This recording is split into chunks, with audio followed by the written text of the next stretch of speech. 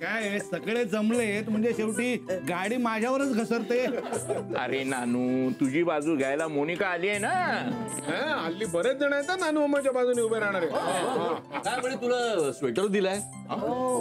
शिक शिक जरा तिच्याकडून काहीतरी शिक. माझं मरू दे ग माई. आधी मला सांगा विक्रांत गेलाय कुठं? आम्ही त्याला फोन करून सांगितलंय की हातातलं काम बाजूला ठेव आणि लगेच घरी ये.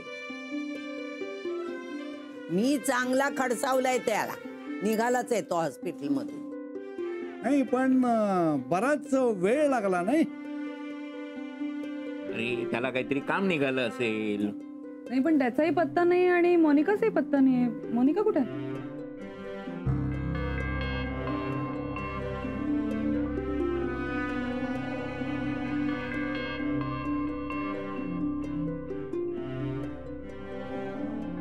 हॅलो, मी मोनिका बोलतेय. हा बोला मॅडम. अगं ती आतमध्ये कॉफी करते. अलके, तू तिला कसं सोडलंस आतमध्ये काम करायला? अगं थांब. मोनिके, ए मोनिके. आले आले. मला सांगा कोर्टाची पुढची तारीख कुठली आहे? मॅडम हे बघा, मला सगळी प्रोसिजर नीट समजून घ्यायची. ठीक आहे. तुम्ही आत्ता कुठे आहात? मी मी तळवींच्या घरात आहे. का? काय तुम्ही तळवींकडे आहात? हो. नाही म्हणजे मला आश्चर्य वाटते की कोर्टात जाण्यासाठी तुम्ही एवढ्या उत्सुक आहात. नाही, कोर्टात जाण्यासाठी अजिबात उत्सुक नाहीये मी. तुम्ही मला पुढची प्रोसिजर सांगा. ठीक आहे. मोनिके, आले आले. पटकन सांगा.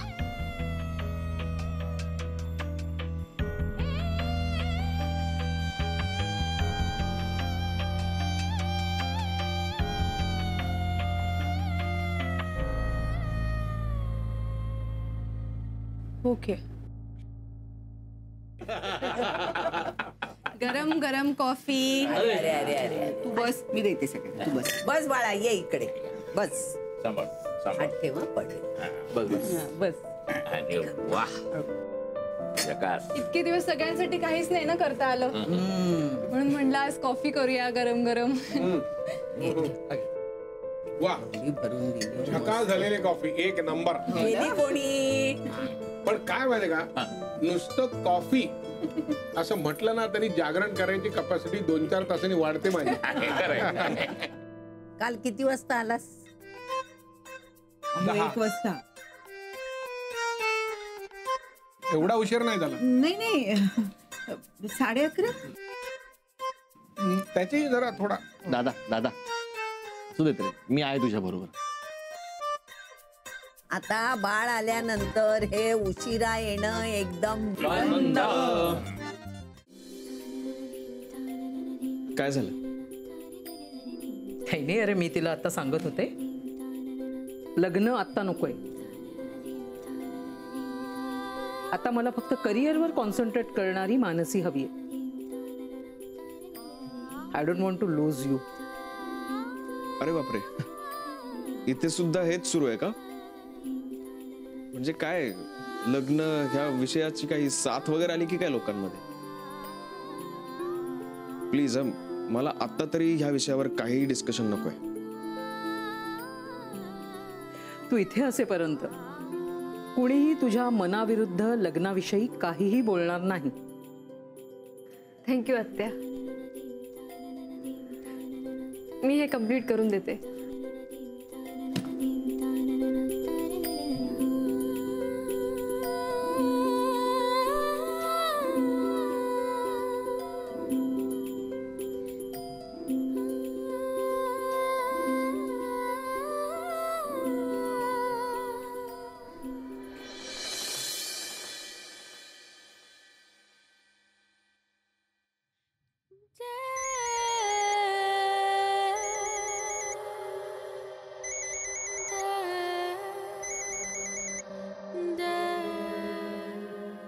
वकील साहेब, कोर्टाची पुढची तारीख कळली का?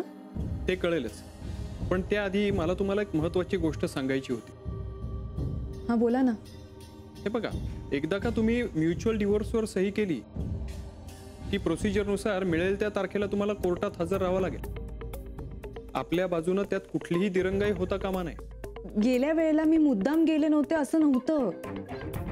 माझी तब्येत खरंच खराब झाली होती.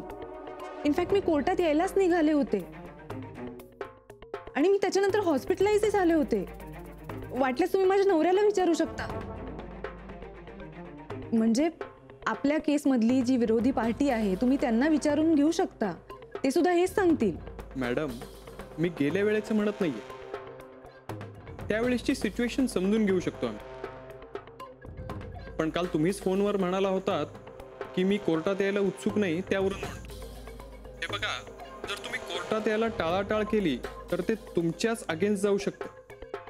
कोर्टात तुम्ही वेळ दवडता आहात असा अर्थ काढला जाऊ शकतो. वकील साहेब, मी गरोदर आहे. माझे दिवस भरत आलेत आता आणि या दिवसांमध्ये मी माझ्या तब्येतीची गॅरंटी नाही ना देऊ शकत तुम्हाला.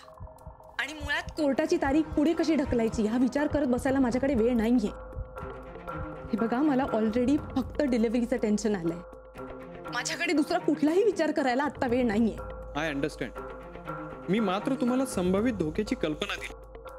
वकील म्हणून ते माझं कर्तव्य आहे. I know, thank you. पण तुम्ही सांगितल्याप्रमाणे पुढची प्रोसिजर काय असणार आहे? हेच की कोर्टात एकदा तुमचं ऍप्लिकेशन फाईल झालं की 6 महिन्यानंतर तुम्हाला डिवोर्स मिळेल. त्याआधी काउन्सिलिंग सेशन्स होतील तुमचे. तुमच्या समझोता होतोय का हे पाहण्याचा कोर्टाचा एक प्रयत्न असेल. हो, म्हणजे असंही करता येऊ शकतं का? हे बघा दळवे मॅडम, जगातला कुठलाच कायदा जबरदस्तीनं दोघांना एकत्र राहायला भाग पाडत नाही. हां, मात्र कोर्ट केवळ एक संधी देत असते. त्या काळातील तुमच्यातील भांडण किंवा दुरावा मिटवण्याचा तुम्ही प्रयत्न करू शकता. नाहीतर मग रीतीप्रमाणे तुम्हाला 6 महिन्यांनी डिवोर्स मिळतो. Okay, thank you for the information. Thanks.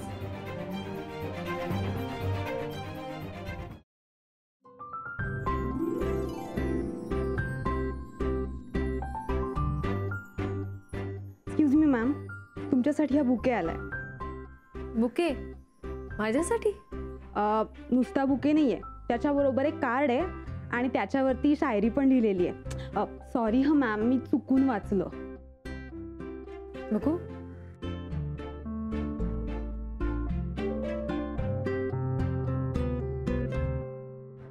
काय? काही नाही.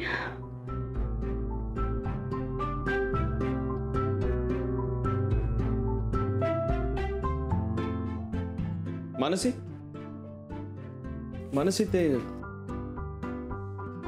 बुके एका पेशंटने दिलाय.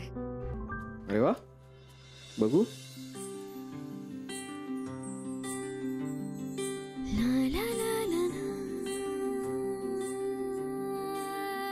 कभी कभी समय भी गुलाब लगता है और कांटे चुभते नहीं जब वक्त मांगने वाला अपना हो. क्या बात है.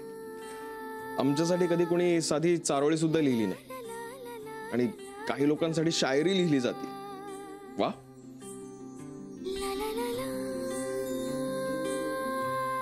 मी ऍक्च्युली मानसीला भेटायला आलोय. अच्छा, थांबा मी. Excuse me sir, actually ma'am बाहेर गेले आहेत.